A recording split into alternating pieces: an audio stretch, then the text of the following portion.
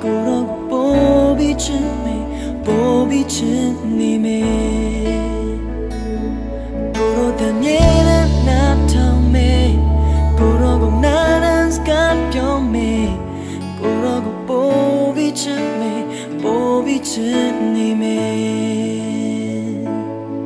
오모비신이 전에 오모비신이 전에 오모비신이 전에 위는 너 오모비신이 무야질러 오모비신이 무야질러 오모비신이 무야나이 보신이 전에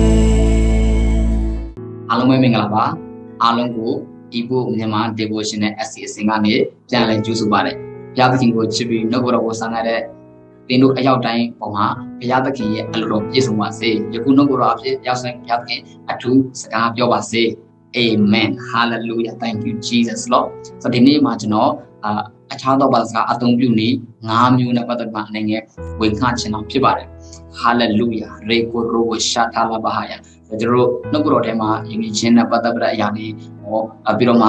ဘေးကန်းခြင်းနဲ့ပတ်သက်တဲ့အရာတွေကျွန်တော်နာခံခြင်းနှိမ့်ချခြင်းအစေခံခြင်းစသဖြင့်ကျွန်တော်နှုတ်တော်ထဲမှာကျွန်တော်ဖတ်ရှုထားတဲ့အရာတွေအားလုံးကိုနော်ကျွန်တော်နားလည်သဘောပေါက်သလိုပဲကျွန်တော်အခြားသောဘာသာစကားနဲ့ပတ်သက်ပြီးတော့လည်းအတ္တတာထဲမှာရှင်းလင်းစွာနားလည်သဘောပေါက်ခွင့်အတွက်အရင်အရေးကြီးပါတယ်အထူးသဖြင့်အရေးကြီးတာကသင်ဟာအခြားသောဘာသာစကားနဲ့ပတ်သက်ပြီးမှတကယ်ပဲနားလည်သဘောပေါက်ခြင်းနဲ့နော်ရှင်းလင်းနားလည်သဘောပေါက်ခြင်းနဲ့ဆိုလို့ရှိရင်သင်ကိုယ်တိုင်အခြားသောဘာသာစကားကိုပြောတော့သူဖြစ်လို့လိုအပ်တာဖြစ်တယ်သင်ကိုယ်တိုင်အခြားသောဘာသာစကားကိုမပြောဘူးဆိုလို့ရှိရင်တော့နားလည်ခွင့်အတွက်ခက်ခဲတယ် Reko Robo Shanta Labaya တန်ရှင်တော်ဝင်တော်ရောက်တိုင်းကိုစကားပြောပါစေ Amen Skoto Robo Shanta အဲ့တော့နံပါတ်1ဘာဖြစ်လဲဆိုတော့ unknown term ဖြစ်တယ်ဒါကနားမလည်တဲ့ကိုလူတွေနားမလည်တဲ့ဘာသာစကားလူတွေနားမလည်တဲ့အခြားသောဘာသာစကားဘုရားသခင်ကနားလည်တဲ့အခြားသောဘာသာစကားဖြစ်တယ်အဲ့ဒါကိုကျွန်တော်ဘယ်မှာတွေ့ရလဲဆိုလို့ရှိရင်တစ်ကော14နှစ်မှာတွေ့ရတာဖြစ်တယ်တစ်ကော14နှစ်မှာတွေ့ရတာဖြစ်တယ်ကျွန်တော်တို့ကဘုရားအောင်အကြောင်းမူကအခြားသောဘာသာစကားအဖြစ်ပြောတော်သူဒီလူတို့အောင်မပြောဘုရားသခင်အောင်ပြောသူ၏စကားကိုအဘယ်သူမျှနားမလဲနဲ့နဲ့သောအရာတို့ကိုဝိညာဉ်တော်အဖြစ်ပြော၏အာမင်ဒီအနှုံးထက်ကဘုရားသခင်ကိုပြောတော့အခြားသောဘာသာစကားဖြစ်တယ်ဆိုတော့လူတွေကိုပြောလို့ဒါကြောင့်ဘာဖြစ်လဲဘယ်သူမှနားမလည်ဘူးလေဘုရားသခင်ကိုပြောတာဖြစ်တယ်နဲ့နဲ့တော့ຢာတွေကိုဝိညာဉ်တော်အဖြစ်ပြောနေခြင်းဖြစ်တယ်လို့ပြောတာဖြစ်တယ်ဒါကြောင့်မို့ဒီနေရာမှာဖြစ်တဲ့ဒီထံကဒီအခြားသောဘာသာစကားကဘုရားသခင်ကိုတာပြောတဲ့အခြားသောဘာသာစကားဖြစ်တယ်ဒါကြောင့်မို့ဘယ်သူမှနားမလည်ဘူးဖြစ်တယ်ဘုရားသခင်ကလည်းနားလည်တာဖြစ်တယ်အဲ့တော့သင်ဟာအခြားသောဘာသာစကားနဲ့ဘုရားသခင်ကိုစကားပြောနေပြီဆိုရင်သင်ဟာအဲ့ဒါဘုရားသခင်နဲ့မိတ္တဟာယဖွဲ့နေခြင်းဖြစ်တယ်ဘုရားသခင်နဲ့နော်ယင်းနေတွန်းဝင်မှုကိုတည်ဆောက်နေခြင်းဖြစ်တယ်အဲ့တော့အပိုင်းငယ်၄မှာဘယ်လိုထည့်ပြောလဲဆိုလို့ရှိရင်အခြားသောဘာသာစကားအဖြစ်ပြောတော်သူဒီကိုယ်သာတည်ဆောက်၏တဲ့အခြားသောဘာသာစကားပြောသူဟာမိမိကိုမိမိတည်ဆောက်တော်သူဖြစ်တယ်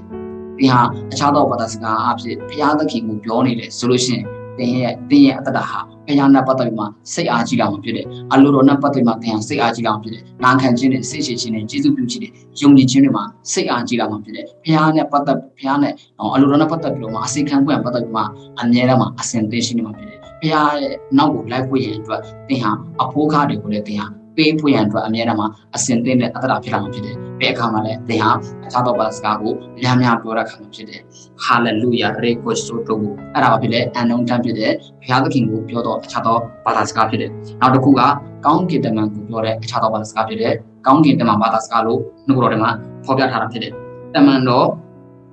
ဝတ္ထုအခန်းကြီးနဲ့Ekova Joseketi လေခုံချုပ်တဲ့တဲ့အဲ့ဒါကိုမှတွေ့လို့ဆိုရှင်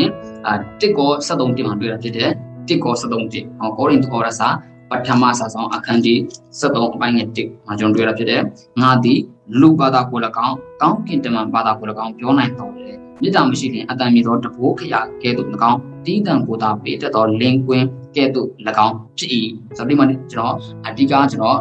ဖတ်စီရှင်နဲ့နားလေးစီရှင်နဲ့ရတာကောင်းကင်တမန်ဘာသာစကားကို၎င်းပြောနိုင်တော်လေတဲ့ပေါလုကကောင်းကင်တမန်ဘာသာစကားကိုပြောနိုင်တယ်လို့ပြောတာရေးထားတာဖြစ်တယ်ဆိုတော့သူကတော့လိမ်မှာမဟုတ်ဖြစ်တယ်သိချတယ်သူပြောလို့သူကရေးတာဖြစ်တယ်ဟောအဲ့တော့ကောင်းကင်တမန်ဘာသာစကားကိုပြောအဲ့တော့သူဟာကောင်းကင်တမန်ဘာသာစကားဆိုတသက်ရှိသေးတာလားမဟုတ်ဖြစ်တယ်အခြားသောဘာသာစကားအဖြစ်ကောင်းကင်တမန်တွေကိုပြောနေခြင်းဖြစ်တယ်အခြားသောဘာသာစကားအဖြစ် နော်ဝိညာဉ်တော်အဖြစ်ခြားသောဘာသာစကားကိုအသုံးပြုပြီးတော့မှကောင်းကင်တမန်တွေနဲ့နော်အလုပ်လုပ်ခြင်းဖြစ်တယ်ကောင်းကင်တမန်တွေနဲ့အတူ communicate လုပ်ခြင်းဖြစ်တယ်ကောင်းကင်တမန်တွေကို view ဟာပေးနေခြင်းဖြစ်တယ်ကြောင့်မို့ဒီနေ့ကျွန်တော်တို့ဟာအခြားသောဘာသာစကားအဖြစ်ကောင်းကင်တမန်တွေနဲ့အတူလက်တွဲအလုပ်လုပ်တဲ့ဖွင့်အတွက်လိုအပ်တာဖြစ်တယ်ကောင်းကင်တမန်တွေကိုအခြားသောဘာသာစကားအဖြစ်နော်ဟလာပူပေါင်းပြီးတော့မှအလုပ်လုပ်တဲ့ဖွင့်အတွက်အရေးကြီးတာဖြစ်တယ် Reco Robo Shanta လာပါရတိုင်လာစတောင်းတဲ့အခါမှာကောင်းကင်တမန်ရဲ့နော်အကူအညီရောက်လာတာဖြစ်တယ် Reco Robo Shanta လာပါဟာရနော်ပြီးတော့မှနော်အလီရှေရဲ့နော်အတ္တတာမှာလည်းဖြစ်လေရန်သူတွေပတ်လေပိုင်းချင်းခံတဲ့အခါမှာကောင်းကင်တမန်တွေရဲ့အကူအညီကိုသူကောင်းကင်တမန်တွေကသူ့ရဲ့ဘက်မှာမတ်တက်ရက်ပေးနေတယ်ဆိုတဲ့အရာကိုတွေ့ရဖြစ်တယ်အဲ့တော့ကောင်းကင်တမန်တွေကအမြဲတမ်းမှာယုံကြည်သူတွေကိုကူညီဖွင့်အတွက်ယုံကြည်သူတွေနဲ့အတူဖခင်ရဲ့အလိုတော်ကိုဆောင်ဖွင့်အတွက်ယုံကြည်သူတွေနဲ့အတူအမှုတော်ဆောင်ဖွင့်အတွက်ယုံကြည်သူတွေနဲ့အတူပူပေါင်းပြီးတော့မှအလုပ်လုပ်ဖို့ရန်အတွက်အန်ဆင်ရှင်းခံရသူတွေဖြစ်တယ်ဒါကြောင့်မို့ယနေ့ကျွန်တော်တို့ဟာအခြားသောဘာသာစကားအဖြစ်ပြောပြီးတော့မှကောင်းကင်တမန်တွေကိုဘာဖြစ်လဲကောင်းကင်တမန်တွေကိုအမြဲတမ်းမှာinstruction ပေးနေတော်သူတွေပြုအတွက်နီးပြဟာတွေကိုပေးနေတော်သူတွေကောင်းကင်တမန်နဲ့ပူပေါင်းပြီးတော့မှအလုပ်လုပ်တဲ့ဖွင့်အတွက်အရန်အရေးကြီးတာဖြစ်တယ် Reco Robo Shanta ကျွန်တော်ရဲ့တရားထဲမှာပြင်လဲကျွန်တော်အခက်အခဲကြုံတဲ့အခါမှာကျွန်တော်ဆုတောင်းတဲ့အခါမှာဘုရားသခင်ကသူ့ရဲ့ကောင်းကင်တမန်ကိုဆေလွှတ်ပြီးတော့မှကျွန်တော်ကိုအခက်အခဲပြဿနာအမျိုးကနေကျွန်တော်ကိုအောင်မြင်ကျော်လွှားစေခဲ့တဲ့တရားတဲ့အတွေ့အကြုံကျွန်တော်မှာတွေ့ကြုံခဲ့ရတာဖြစ်တယ်။ဒါကြောင့်ဒီနေ့သင်ဟာအမှုတော်ဆောင်တစ်ယောက်ဖြစ်တယ်ဆိုလို့ရှိရင်အထူးသဖြင့်သင်ဟာလုံးဝကိုအခြားသောဘာသာစကားကိုပြောချင်တဲ့ဆန္ဒရှိပါစာငတ်ပါဝိညာဉ်တော်ကသင်ကိုဟောပြောတော်ခွင့်ပေးလာမှာဖြစ်တယ်။ Reco Robo Shanta Labahaya in the name of Jesus ပြောမှာနောက်ထပ်နံပါတ်3အနေနဲ့ဗာတွေ့ရလဲဆိုလို့ရှိရင် tongue of language ဖြစ်တယ်။ဆောနာကကောင်းကင်တမန်ရဲ့ဘာသာစကားဖြစ်တယ်ကောင်းကင်တမန်ကိုပြောတဲ့အခြားသောဘာသာစကားဖြစ်တယ်။ဒီနံပါတ်3ချက်ကဘာလဲဆိုတော့ဘာလဲဆိုလို့ရှိရင် tongue of language ဖြစ်တယ်ဒါကလည်းဆောနာကောင်းကင်တမန်ကိုပြောတယ်လို့ပဲဖြစ်တယ်ဒါပေမဲ့ဒါပါသူတွေကိုပြောလဲဆိုတော့ဒါဟောပြောတဲ့အရာမှာသုံးတဲ့အရာဖြစ်တယ်။ပရတမန်တော်ဝတ္ထုအခန်းကြီးနဲ့ပိုင်းငယ်ဒီမှာပြောထားလဲဆိုလို့ရှိရင်ထို့သူအပေါင်းတို့သည်လည်းတန်ရှင်းသောဝိညာဉ်နဲ့ပြည့်၍ဝိညာဉ်တော်သည်ဟောပြောသောအဖြစ်ကိုပေးတော်မူသည့်အတိုင်းအမျိုးမျိုးသောဘာသာစကားအဖြစ်ဟောပြောကြမည်တပည့်တော်တွေပေါ်မှာတန်ရှင်းသောဝိညာဉ်တော်တောင်းလောင်းတဲ့အခါမှာဝိညာဉ်တော်ကသူတို့ကိုဟောပြောတဲ့အဖြစ်ကိုပေးတဲ့အတိုင်းပဲသူတို့ကအမျိုးမျိုးသောဘာသာစကားအဖြစ်ဟောပြောကြတယ်ဟောတယ် preach သူကဟောပြောတာဖြစ်တယ်အမျိုးမျိုးသောဘာသာစကားအဖြစ်ဆိုတော့နံပါတ်1မှာတော့ဖြစ်လေဘုရားသခင်ကိုပြောတယ်နံပါတ်2ကကောင်းကင်တမန်ကိုပြောတယ်အဲ့ဒီအရာတွေကအနက်ကျွန်တော်တို့တွေနားလည်မလို့ဖြစ်တယ်။ဒါပေမဲ့ဖြစ်လေဒီနေရာမှာကျတော့ဟောပြောတယ်လို့ပြောတဲ့အကြောင်းနားလည်မဲ့သူရှိခွင့်တော့လိုအပ်တာဖြစ်တယ်။ Robo Shanta Labaha Tato Sikit တော့ဒီနေရာမှာတပည့်တော်တွေကသူတို့ကဝိညာဉ်တော်ဟောပြောတဲ့ခုကိုပေးတဲ့အတိုင်းသူတို့ကအမျိုးမျိုးသောဘာသာစကားနဲ့ဟောပြောတဲ့အခါမှာအဲ့ဒီနေရာမှာရှိတဲ့သူတွေအားလုံးကသူတို့ရဲ့အသေးသေးဘာသာစကားနဲ့သူတို့ကပြန်ပြီးတော့မှအနက်လေးကိုကြားရကြတာဖြစ်တယ်။ဆိုတော့အပိုင်းငယ်စစ်တင်မှာပြောထားလဲဆိုလို့ရှိရင်ဤသူများသည်ဘုရားသခင်ဖွယ်သောအမှုတို့ကိုငါတို့အမျိုးဘာသာအားဖြင့်ပြောကြသည်ကိုကြားရပါသည်တကားဟုအချင်းချင်းပြောဆိုကြ၏အဲ့ဒီနေရာမှာရှိတဲ့လူမျိုးအများကြီးကသူတို့ရဲ့အတိအသီးဘာသာစကားအားဖြင့်ဘုရားသခင်ရဲ့အံ့ဩဖွယ်သောအမှုတွေကိုသူတို့ကကြားနေရတာဖြစ်တယ်တပည့်တော်တွေပြောနေတာကတော့ Reco Robo Shanta Labaha Katobo Sekete အဲ့ဒီလိုမျိုးတပည့်တော်တွေပြောနေပြီမဲ့လို့ကြားနာတဲ့သူတွေကဘလို့ကြားရတယ်လဲဆိုလို့ရှိရင်ဘုရားသခင်ရဲ့အံ့ဩဖွယ်သောအမှုတွေကိုသူတို့ကနားလည်ရတာဖြစ်တယ်ဘုရားသခင်ရဲ့ကြီးမြတ်ခြင်းဘုရားသခင်ရဲ့တပိုးခြင်းဘုရားသခင်ရဲ့ဂိမ်းနာတော်ကြွယ်ဝခြင်းတွေကိုသူတို့ကကြားနာနေရတာဖြစ်တယ်အဲ့ဒါပါလဲဆိုတော့ tongue of language ဖြစ်တယ်ကျွန်တော်တို့တွေဧဝံဂေလိဟောပြောခြင်းမှာကျွန်တော်တို့ရဲ့အမှုတော်ဆောင်ခြင်းမှာတိုးပွားဖို့ရန်အတွက်များစွာသောအသီးအပွင့်တွေမြင်တွေ့ရဖို့ရန်အတွက်ကျွန်တော်တို့ဟာအခြားသောဘာသာစကားနဲ့များပြောတဲ့အတရာစပီးပွင့်တော့အရင်အရေးကြီးတာဖြစ်တယ်ကျွန်တော်ကကျေးဇူးတော်ကြောင့်လူမျိုးတကာကိုဧဝံဂေလိကိုဟောရတော့ဘုရားသခင်ကပေးတာဖြစ်တယ်ကျွန်တော်ကလူမျိုးတကာကိုကျွန်တော်ဧဝံဂေလိဟောတယ်ဆိုကျွန်တော်နိုင်ငံခြားသားတယောက်ကိုကျွန်တော်ဟောတဲ့အခါမှာသူ့ကိုကျွန်တော်ဟောတယ်သူကyes okay yes I understand နားထောင်တယ်အဆုံးမှာသခင်ရှိခိုးနှလုံးသားအကျဉ်းမဲ့ယုံကြည်ပြီးမှနှုတ်တော်ဝန်ခံပြီးမှလက်ခံခဲ့တာဖြစ်တယ်ကယ်တင်ခြင်းကိုရခဲ့တာဖြစ်တယ်ပြီးတဲ့အခါမှာသူကကျွန်တော်ကျွန်တော်ခင်ဗျားကိုအနေငယ်စကားပြောလို့ရမလားဆိုမှကျွန်တော်အဲ့ဒါကျွန်တော်ကပြောပါဆိုတော့ကျွန်တော်ကလည်းသူ့တက်သိခံမြင်တင်တာ တော့ဘာပြောလဲဆိုလို့ရှိရင်မင်းရဲ့ English ကအရင်ဆိုရတယ်ကျွန်တော်အဲ့လိုပြောတာဖြစ်တယ်ကျွန်တော်လည်းဘာပြန်ပြောမှမသိလို့ဖြစ်တယ်မင်းရဲ့ English ကတော်တော်ဆိုးတာပဲကျွန်တော်အဲ့ဒါကျွန်တော်ကဘာဖြစ်လဲဆိုတော့ဘယ်လိုတွေးမိလဲဆိုတော့ဟာဒါဆိုရင်ဒီလူကငါဟောပြောတာကိုနားထောင်လို့မှတော့ဝင်ကြည့်လက်ခံလဲဆိုတော့ငါ့ကိုအားနာလို့ပဲလားဆိုတော့ကျွန်တော်ကတန်တရားတော်ဖြစ်သွားတယ်စိတ်မကောင်းဖြစ်သွားတယ်ဒါနဲ့တော့ဘာဆက်ပြောလဲဆိုလို့ရှိရင်ဒါပေမဲ့မင်းပြောနေတဲ့ယေရှုကိုငါကဘာဖြစ်လို့ယုံကြည်လက်ခံတယ်လဲမင်းသိလာတယ်ကျွန်တော်ရက်စိတ်ဝင်စားသွားဖြစ်တယ်ဟုတ်ပြီကျွန်တော်ပြောပါအောင်ကျွန်တော်မသိဘူးကျွန်တော်ပြောပြပါအောင်ပြောရကောင်တော့ဖြစ်တယ်ဆိုတော့မင်းဟောပြောတဲ့အခါမှာလည်းမင်းပြောနေတဲ့စကားလုံးတွေကအစီအလော်တွေမတည့်ပေမဲ့လို့မင်းပြောတဲ့အရာတွေထက်မင်းပြောနေတဲ့ဘုရားသခင်ကငါ့ကိုအများကြီးပဲသူ့ရဲ့ဘာဖြစ်လဲသူ့ရဲ့ဂျေဇုတော်နဲ့ပြည်နာတော်ကိုငါ့ကိုခံစားစေတာဖြစ်တယ်မင်းပြောနေတဲ့မင်းသက်ခံနေတဲ့ယေရှုရဲ့မြတ်တာကိုငါခံစားရလို့ဖြစ်တယ်မင်းပြောနေတဲ့အခါမှာမင်းငါတစ်ခါမှမခံစားရဘူးတဲ့ဘုရားသခင်ရဲ့ချစ်ခြင်းမြတ်တာကိုငါတကယ်ပဲခံစားရလို့ဖြစ်တယ်အဲကြောင့်မို့မင်းပြောတဲ့ယေရှုကတကယ်ပဲအသက်ရှင်တာဖြစ်တယ်မင်းပြောနေတဲ့ယေရှုဟာယုံကြည်လိုက်တဲ့ငါကိုယ်ကိုအခုပဲငါယုံကြည်လက်ခံလိုက်တဲ့ယေရှုပြဟာတကယ်ပဲအသက်ရှင်တာဖြစ်တယ်ကယ်တင်သောအရှင်ဖြစ်တဲ့ဆိုတော့ငါနားလဲငါယုံကြည်ပြီးတော့မှငါမင်းရှိမှငါအဲ့ဒီတော့ယုံကြည်ဝန်ခံခဲ့တာဖြစ်တယ်ဆိုတော့ကျွန်တော်ပြောဖြစ်တယ်အဲ့ဒီခါမှာကျွန်တော်အရန်ဝမ်းသာတော့တာဖြစ်တယ်ဆိုတော့ကျွန်တော်ကအင်္ဂလိပ်ကအပြောမတော်ပြီမဲ့လို့မကျွမ်းကျင်ပြီမဲ့လို့ကျွန်တော်ပြောတဲ့အရာကိုဒီလူကဒီနိုင်ငံခြားသားတယောက်ကအားကြောင့်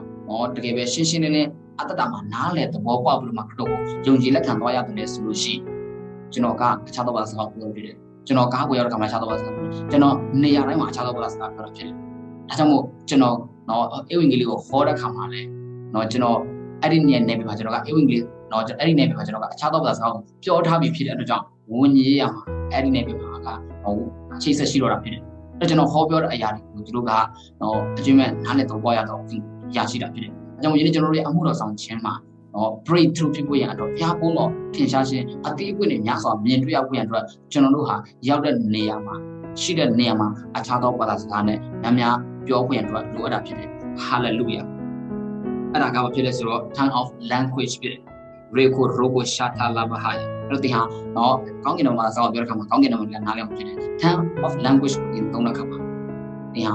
တင်းဧဝံဂေလိဟောခြင်းမှာတင်းအမှုတော်ဆောင်ခြင်းမှာနာမည်လက္ခဏာပြလောင်ဖြစ်တယ်ဆိုတော့ဒီနေရာမှာတပည့်တော်ရဲ့ပေတရုရဲ့ဧဝံဂေလိကိုဟောတဲ့အခါမှာလူပေါင်း3000ချက်ချင်းပြောင်းလိုက်မှာဖြစ်တယ်အဲ့ဒါဘာကြောင့်လဲအခြားသောဘာသာစကားနဲ့ဟောပြောခြင်းနဲ့စာပြီးခဲ့လို့ဖြစ်တယ်အခြားသောဘာသာစကားသူတို့ကြားတဲ့အခါမှာသူတို့ဘုရားရဲ့မြတ်တာကိုအခုခံစားရဖြစ်တယ်အဲ့ဒီနေရာမှာတပြိုင်နက်ပေတရုကနေပြီးယေရှုကြောင့်ဝန်ခံတတ်တဲ့ခါကသူတို့အပြည့်ကိုအောင်တရပြီးလေဘုတော်ကိုမိမိခဲ့တဲ့ပိုင်းရှိဖြစ်ယုံကြည်လက်ခံကြတာဖြစ်တယ်ဒါကြောင့်မို့ကိုရိုဘိုရှာထလာပါဘယ်လိုပြောထားလဲဆိုလို့ရှိရင်အခြားသောဘာသာစကားဟာတဲ့ယုံကြည်သောသူတို့ကနာမည်လက္ခဏာဖြစ်တယ်ပေါ့လေမယုံကြည်သောသူတို့ကနာမည်လက္ခဏာဖြစ်တယ်။ကြောင့်ယနေ့ကျွန်တော်ဖြစ်လေဧဝံဂေလိကိုဝင်လာတဲ့အခါမှာတင်ဟာတင်းဧဝံဂေလိကိုငါချင်းတင်းသက်သေခံခြင်းတွေကိုတကောပါဖွင့်ရအတွက်တင်းဧဝံဂေလိကိုဟောပြောတဲ့အခါမှာလူတွေများစွာကယ်တင်ခြင်းရဖွင့်ရအတွက်ဘာလို့လဲတင်းကိုယ်တိုင်အခြားသောဘာသာစကားနဲ့များပြောသောသူဖြစ်ဖို့အတွက်အရန်အရေးကြီးတာဖြစ်တယ်။နံပါတ်၄အနေနဲ့ဘာလဲဆိုလို့ရှိရင် tongue of worship ဖြစ်တယ်။အခြားသောဘာသာစကားအဖြစ်ကိုယ်ဝယ်ခြင်းဖြစ်တယ်တမန်တော်10:46မှာအကြောင်းမူကားထိုသူတို့သည်အမျိုးမျိုးသောဘာသာစကားအားဖြင့်ပြော၍ဘုရားသခင်ကိုချီးမွမ်းသည်ကိုကြားကြ၏ဟာမျိုးသားတွေဖြစ်တယ်သူတို့ပေါ်မှာတန့်ရှင်းသောဝိညာဉ်တော်တောင်းလောင်းတာဖြစ်တယ်အခြားသောဘာသာစကားနဲ့ဘုရားသခင်ကိုချီးမွမ်းကြတယ်လို့ပြောထားတာဖြစ်တယ်အဲ့ဒီရောက်ကိုပေတရုကမြင်တဲ့အခါမှာမိမ့်မတွေ့သွားတာဖြစ်တယ်အရေးပြားလေးချင်းကိုမခံတဲ့သူကတပားအမျိုးသားကဒီလိုသူတို့တွေမှာဝိညာဉ်တော်တောင်းတလားဆိုမှသူကအံ့ဩသွားတာဖြစ်တယ်ရေဒိုရိုဘိုရှန်တာပဲတော့သူတို့ကလည်းဝိညာဉ်တောင်းချင်းခံရတဲ့အခါမှာအဲ့ဒီခြားသောဘာသာစကားအဖြစ်အမျိုးသောဘာသာစကားအဖြစ်ဘုရားသခင်ကိုချီးမွမ်းကြတယ်ကြားကြပြီကျွန်တော်တို့တရားထဲမှာခြားသောဘာသာစကားအဖြစ်အမျိုးမျိုးသောဘာသာစကားအဖြစ်ဘုရားသခင်ကိုချီးမွမ်းလို့အဲ့လိုပဲဖြစ်တယ်ကျွန်တော်ရဲ့တရားထဲမှာကျွန်တော်အခြားသောဘာသာစကားအဖြစ်လည်းချီးမွမ်းတယ်ပြီးတော့မှအခြားသောဘာသာစကားအဖြစ်ကိုးကွယ်တယ် praise song worship song ကျွန်တော်အခြားသောဘာသာစကားနဲ့ပဲကျွန်တော်ချီးမွမ်းကိုးကွယ်လေ့ရှိတာဖြစ်တယ် redo logo shantala bahaya break ကိုတော့အဲ့ဒါပါလဲဆိုတော့ tongue of worship ဖြစ်တယ်နောက်နံပါတ်5အနေနဲ့ပါလဲဆိုလို့ရှိရင် prophetic tongue ဖြစ်တယ် prophetic tongue ဖြစ်တယ်prophet ပြုတဲ့အခြားသောဘာသာစကားဖြစ်တယ်ပြီးတော့ကျွန်တော်တို့အသင်းတော်တော်များများမှာ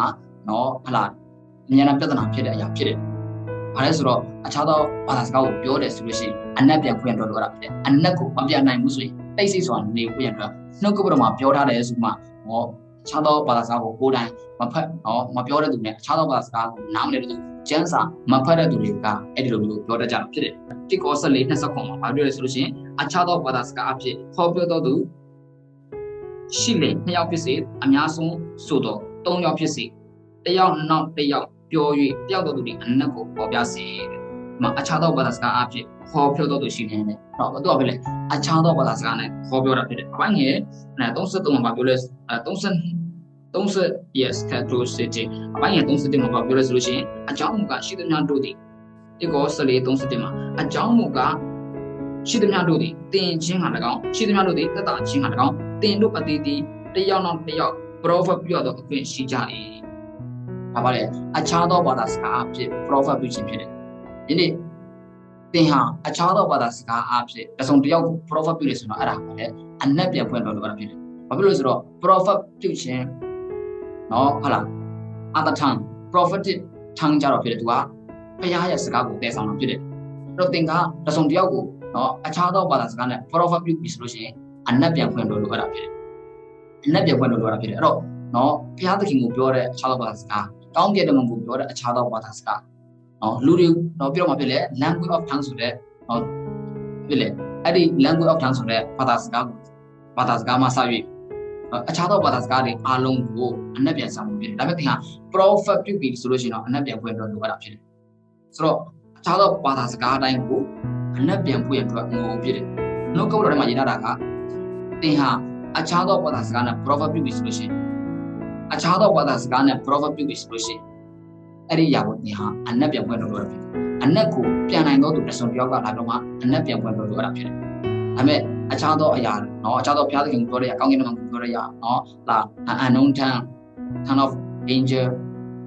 နော်ပြီးတော့မှ tongue of language အဲ့ဒီအရာတွေအားလုံးကတော့အခြားသောဘာသာစကားတွေအနက်ပြန်ဆရာမလို့ဖြစ်တယ်အဲကြောင့်ယနေ့ကျွန်တော်တို့အတ္တတာထဲမှာလည်းနော်နေရာအလိုက်နော်ကျွန်တော်အခြားသောဘာသာစကားကိုပြောတတ်ဖွင့်တော့အသုံးပြုတတ်ဖွင့်တော့အရင်အရေးကြီးတာဖြစ်တယ်ကိုရိသူအတင်းသူသားတွေကအခြားသောဘာသာစကားကိုအရင်ပြောတာဖြစ်တယ်အဲ့တော့သူတို့ကိုအရင်ပြောတဲ့အတွက်ကြောင့်နော်အရင်မပြောဖို့ရန်အတွက်ဟာလာဟိုဘယ်လိုပေါ်လူကသူတို့ကိုတွားပြီးတော့မှတုံတင်ရတာမဟုတ်ဖြစ်တယ်သူတို့ကအခြားသောဘာသာစကားကိုပြောရမယ်နေရပြောရမယ်နော်ဟာလာနေရာတွေကိုသူတို့မသိလို့ဖြစ်တယ်အသုံးလုံးကိုဘယ်လိုနေရာမျိုးမှာဘယ်လိုသုံးရမလဲဆိုတော့သူကနားမလည်လို့ဖြစ်တယ်သူတို့အရန်ကိုဝိညာဉ်ရဆန်ပြီးတော့မှတစ်ချိန်လုံးနော်ဟာလာ prophet ပြုရင်လည်းအနက်မပြန်တော့ဘူးနော်ဘာပဲလို့သူကနော်ဒီအခြားသောဘာသာစကားနဲ့ပဲနော်ပြောဆိုနေကြတာဖြစ်တဲ့အတွက်ကြောင့်အဲ့ဒီလိုမျိုးမပြောဖို့ရန်အတွက်ပေါ်လူကနော်တကယ်နော်သူတို့ကိုဒီအခြားသောဘာသာစကားနဲ့ပတ်သက်မှတေချာတွန်းတင်ထားရတာဖြစ်တယ်ဘာတင်နေကျွန်တော်တို့လည်းဖြစ်တယ်ဟာလေလုယာအာမင်အဲကြောင့်ယနေ့ကျွန်တော်တို့ကနော်တစုံတယောက်ကအခြားသောဘာသာစကားပြောတဲ့အခါမှာတွားပြီးတော့မှအနက်ကိုနော်မပြန်ရင်မပြောနဲ့ဆိုမှတွားပြောခွင့်မဟုတ်ဖြစ်တယ်နော်သူဟာကောင်းကင်ဘုံကိုပြောနေသလားသင်ဟာဘုရားသခင်နော်ပြောနေသလားသင်ဟာဘုရားသခင်ကိုချီးမွမ်းနေသလားကိုးကွယ်နေသလားကျွန်တော်တို့ကနော်မသိနိုင်ဘူးဖြစ်တယ်အဲကြောင့်မဖြစ်လေတွားပြီးမှလူတွေကိုတရားစီရင်ဖို့ဖြစ်တယ်အခြားသောဘာသာစကားသင်ကိုယ်တိုင်လည်းပြောခွင့်လို့ရတာဖြစ်တယ်ဟာလေလုယာအာမင်ရေဝရှာထားလာပါရောက်တိုင်းပဲအခြားသောဘာသာစကားနဲ့ပတ်သက်ပြီးတော့မှအတ္တထဲမှာတကယ်ပဲကိုယ်တိုင်ပြောလို့ဖြစ်ကြပါစေအခြားသောဘာသာစကားကိုတန့်ရှင်းသောဝိညာဉ်အဖြစ်ပြောနိုင်ရတော့ခင်ရကြပါစေလို့သခင်ရှင်တော်၌ဆုတောင်းကောင်းချီးပါတယ် God bless you